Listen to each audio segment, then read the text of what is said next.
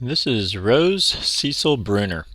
And Cecile Brunner is a climber. It has these beautiful pink flowers, as you can see here. We'll get a close-up in a minute.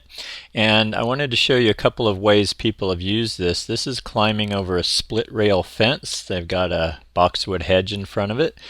And here's a look at the flowers. You can see that's all levels of intensity. They start off quite bright pink and then fade to a very blushed pink, almost white as they mature. And Cecil Brunner is a one-time bloomer per year. This is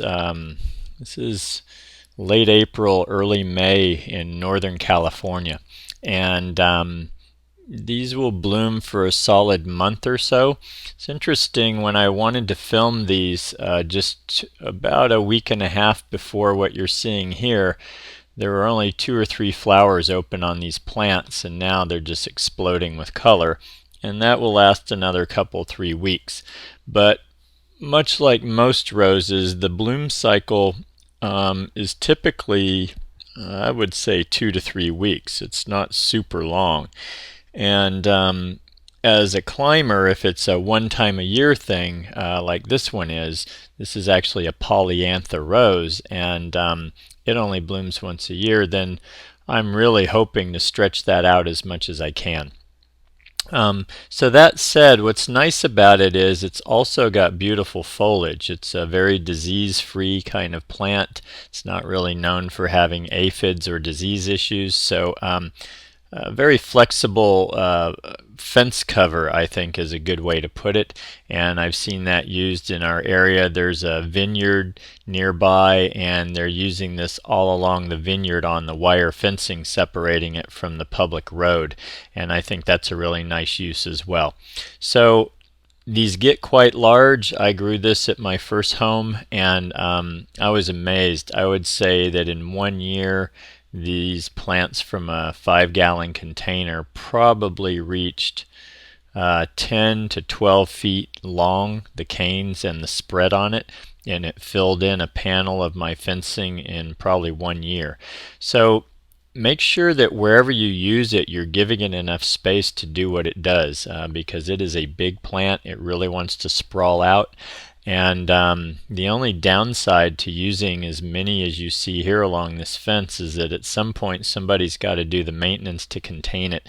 And so if it doesn't have room to really spread out and do its thing, somebody's going to have a lot of maintenance on their hand just to contain the pure foliage mass of what's going to show up for this plant. Here you see it again. It's got some rosemary hanging below it. Very nice use, separating this space from a street that's on the other side.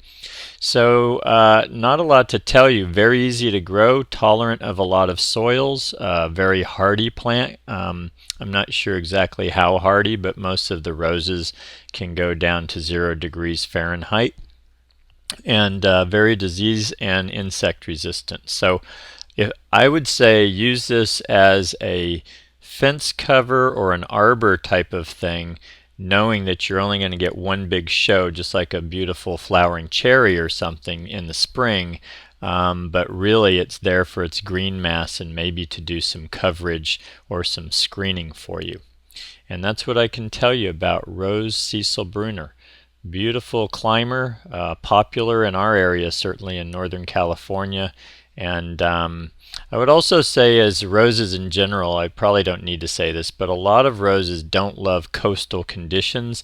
They don't get a good enough dormant cycle to really thrive. So I probably wouldn't be looking at these along the coast so much, because fog and other things can give them a problem. But if you are able to grow other roses, then they're probably fine. I would just say these are better suited to areas with a nice clear winter pattern, so they get their dormancy to do what they naturally want to do.